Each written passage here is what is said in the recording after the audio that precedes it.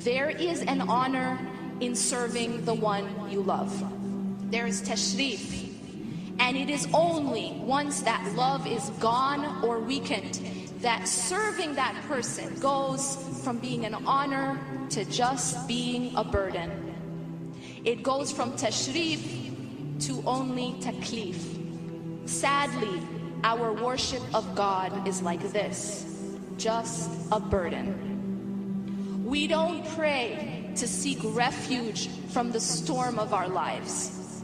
If we pray at all, we do it to get it out of the way. Or maybe because our parents won't stop nagging until we do.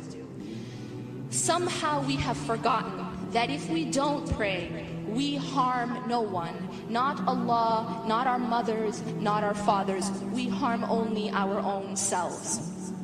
You see, on the day of judgment, every man and woman will stand alone in front of Allah.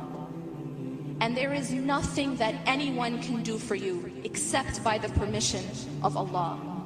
On that day, a mother would be willing to throw away her own child just to save herself. Please understand the reality that we have forsaken because we are so caught up with our phones, our apps, our friends, our parties, our highs. We're so caught up with the cute guys and the pretty girls. Please understand that ignoring a reality does not make it any less real. It's still going to happen. Being unprepared for something doesn't stop it from happening. If you choose, for example, to stay up all night partying, instead of studying for your final exam, it doesn't mean that the final exam won't happen. It still will, and you only end up failing. If we spend this life just partying, pretending that the final isn't coming, it won't stop it from happening. Nothing will stop death. Nothing. Nothing will delay.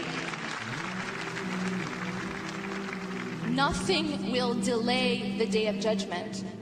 Like that final exam, the question is only, are we prepared? Or are we too busy playing? Imagine for a moment that a news reporter tells you that a huge storm is coming. Imagine that you're told that unless you seek shelter, you and your family will be destroyed. What would you do? If we really believed that a storm was coming, we would run to shelter, right? Only a person who didn't believe the forecast would continue playing, ignoring the countless warnings.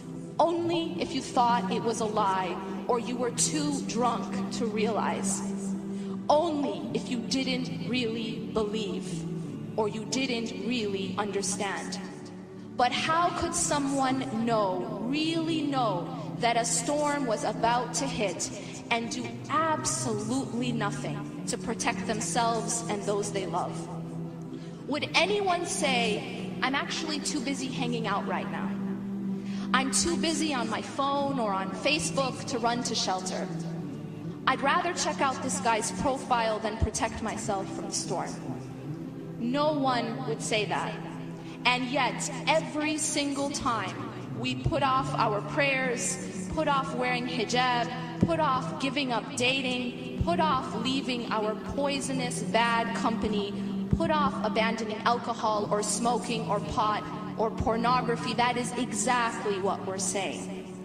The fact that we cannot leave these haram things, the fact that we insist, I will never leave alcoholic drinks, I will never give up illegal sexual intercourse, I will never give up smoking hookah or pot or pornography, I will never give up dating and all the so-called pleasures associated with it. The fact that our worship has become only a burden is a sign that there's a problem internally.